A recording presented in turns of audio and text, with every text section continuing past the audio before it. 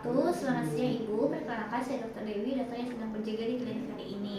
Baik, sebelum melakukan tindakan, izinkan saya untuk mencatat identitas anaknya terlebih dahulu ya Ibu.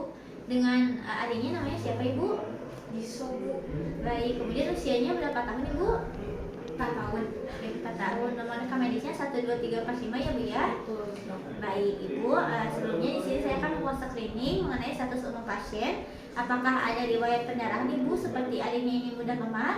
Tidak ada dok. Baik, kemudian apakah sering berdarah Bu saat gosok gigi Bu? Tidak dok. Tidak. Kemudian apakah ada pendarahan yang sulit dihentikan Bu ketika adiknya terluka? Tidak juga. Baik, kemudian apakah ada penyerta seperti epilepsi? Tidak ada dok. Baik, apakah ada diabetes mellitus Bu? Tidak ada dok. Kemudian penyakit autoimun, penyakit kronis atau gangguan pada gizi adiknya apakah ada Bu? Tidak ada. Baik, kemudian status pasien terlokalisir, apakah ada nyeri saat adiknya buang air kecil Bu? Tidak ada dok. Kemudian penyemprotan yang tidak normal saat buang air kecil? Tidak juga dok. Kemudian riwayat gelembung saat buang air kecil di prepudium apakah ada Bu? Tidak dok. Baik, yang selanjutnya di sini kita kaji kondisi penis pasien, status umum pasiennya ini apakah terdapat purpura, ekimosis ataupun peteki. Kemudian pasien dengan status lokalnya apakah penisnya ini normal atau abnormal. Kemudian apakah ada pembukaan uretra di lokasi selain ujung penis. Kemudian apakah ada penyemprotan yang tidak normal saat pasien ini melakukan buang air kecil. Kemudian apakah ada luka. Kemudian apakah ada infeksi. Nah, jika tidak ada indikasi kontra, maka kita lanjutkan ke informed consent. Baik Ibu, selanjutnya saya akan lakukan sirkumsisi ya Bu ya. Baik. Kepada adiknya. Mungkin nanti pemeriksaannya akan terasa sedikit kurang nyaman, akan ada rasa sakit karena nanti akan saya lakukan penjahitan dan mungkin nanti juga akan berdarah ya Bu ya. Namun akan saya minimalisir ketidaknyamanan tersebut. Kemudian juga tidak ada alternatif tindakan lain ya Bu ya, dan juga bisa terjadi resiko dan juga komplikasi, mungkin nanti bisa berdarah, tapi nanti akan dilakukan penanganan yang tepat ya Bu ya agar hal tersebut tidak terjadi. Baik, yang selanjutnya di sini kita periksa alat-alat dan bahan yang akan dibutuhkan. Kita siapkan terlebih dahulu peralatan. Kita di sini atur lampu. Nah, agar saat kita melakukan tindakan ini terdapat penerangan yang cukup. Kemudian kita tata peralatannya ini pada tempat yang steril. Kemudian setelah itu kita buka split dengan cara merobek kemasan dan kita jatuhkan pada tempat yang steril. Kemudian setelah itu kita buka larutan antiseptik dan kita siapkan larutan anestesi lokal. Kita ambil. Kemudian setelah itu kita periksa ruangan di sekitar tempat tindakan dan periksa kesiapan anaknya apakah sudah siap dilakukan tindakan atau belum. Kemudian kita lakukan cuci tangan 6 langkah dengan hand rub ataupun dengan dan kita gunakan sarung tangan.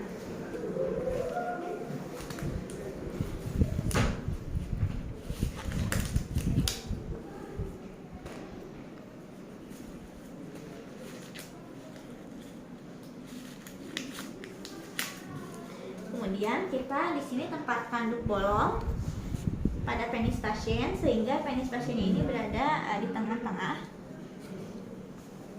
Kemudian kita lakukan blok penis lokal.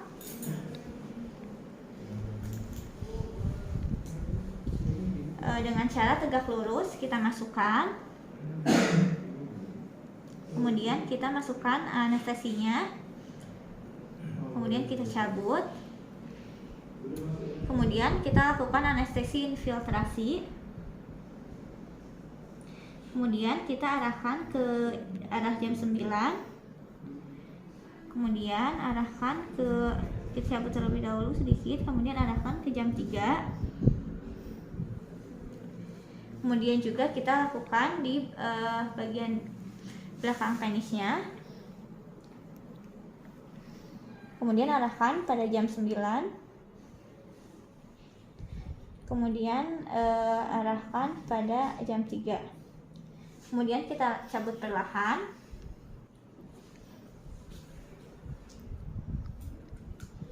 Kemudian setelah itu kita lanjutkan dengan pemijatan di sekitar penis. Tujuannya ini agar anestesi yang tadi disuntikan ini dapat menyebar. Dan setelah itu kita lakukan uji efek anestesi dengan mencubit kulup dengan menggunakan forceps bedah di arah jam 12. Kemudian kita lihat respon pasiennya, kemudian di arah jam 3, kemudian di arah jam 9, dan di arah jam 6. Kita lihat juga respon pasiennya. Kemudian kita lakukan retraksi kulup atau Poreskin jika terdapat fimosis. Dilakukan dilatasi dengan memasukkan Cliff clamp hemostat yang melengkung, kemudian kita bentangkan.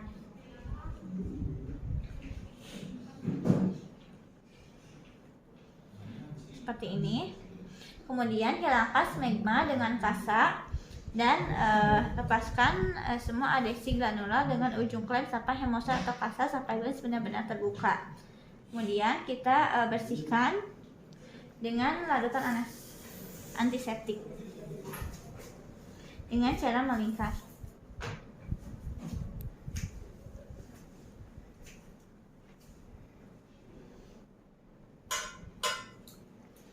Kemudian setelah itu kita tarik kembali kulup atau Poreskin ini kembali ke posisi normalnya.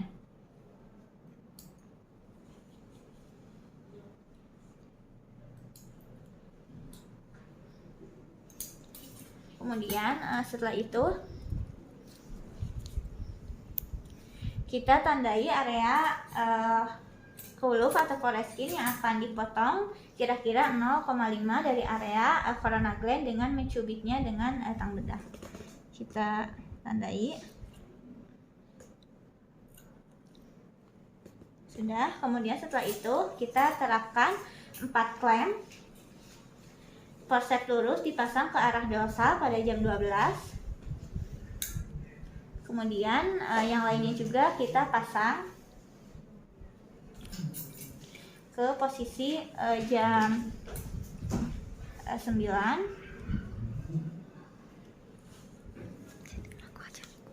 Kemudian ke posisi jam 3.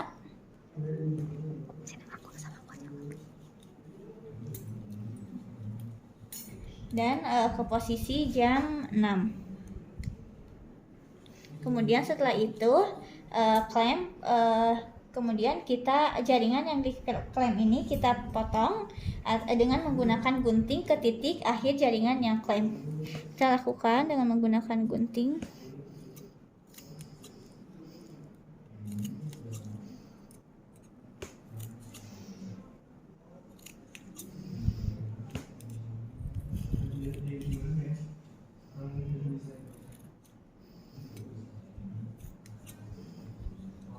Gunting.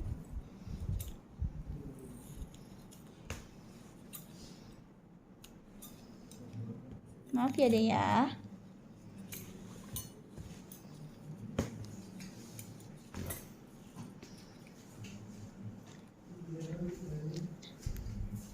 Kemudian kita lakukan dengan hati-hati agar frenulumnya ini tetap utuh. Kemudian setelah itu setiap pembuluh darah kemudian kita jepit dan kita ikat dengan catgut halus.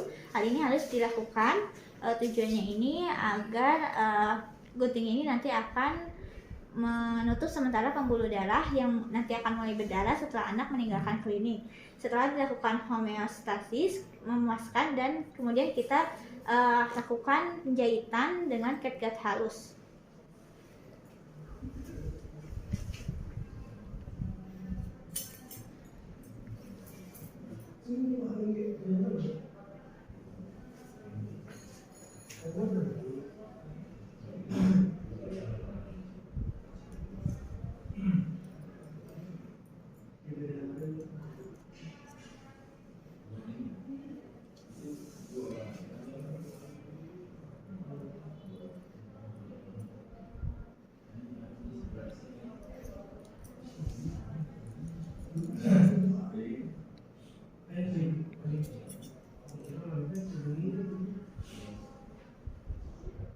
Kemudian kita tarik dan kita gunting.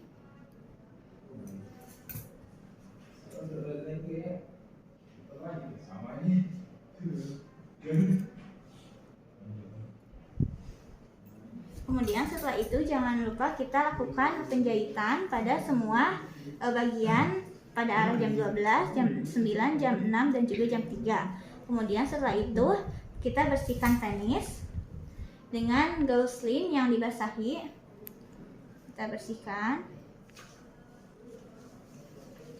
Kemudian setelah itu kita keringkan dan kita amati apakah terdapat pendarahan atau tidak. Nah, jika tidak terdapat pendarahan, kita bisa mengoleskan antibiotik kepada daerah penis ini dan kita lakukan penutupan dengan menggunakan kasa.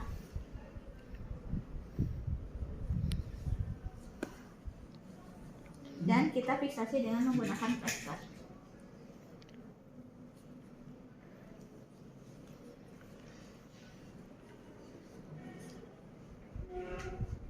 Kemudian setelah itu kita kumpulkan semua bahan-bahan yang tadi digunakan yang sekali pakai, kemudian kita buang ke tempat sampah, dan yang tidak sekali pakainya kita rapikan kembali.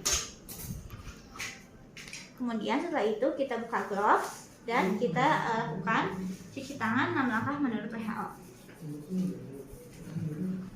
Kemudian setelah itu kita ucapkan alhamdulillahirobbilalamin untuk tindakannya sudah selesai dilakukan. Kemudian kita evaluasi dan dokumentasi apakah ada terjadinya pendarahan, kemudian tanggal dan waktu prosedur yang dilakukan, dan nama dokter bedahnya. Kemudian kita berikan edukasi kepada orang tua pasien bahwa jika terdapat rasa sakit dan tidak ingin buang air kecil itu merupakan hal yang normal, tetapi jika terdapat pendarahan, kemudian tidak bisa buang air kecil dan demam, maka harus segera dibawa ke klinik untuk dilakukan penanganan lebih lanjut. Baik Ibu, alhamdulillah untuk melakukan pembedahannya ini sudah selesai ya Bu ya. Apa ada yang ditanyakan terlebih dahulu Ibu? Tidak dok, hatur nuhun. Baik, hatur nuhun Ibu.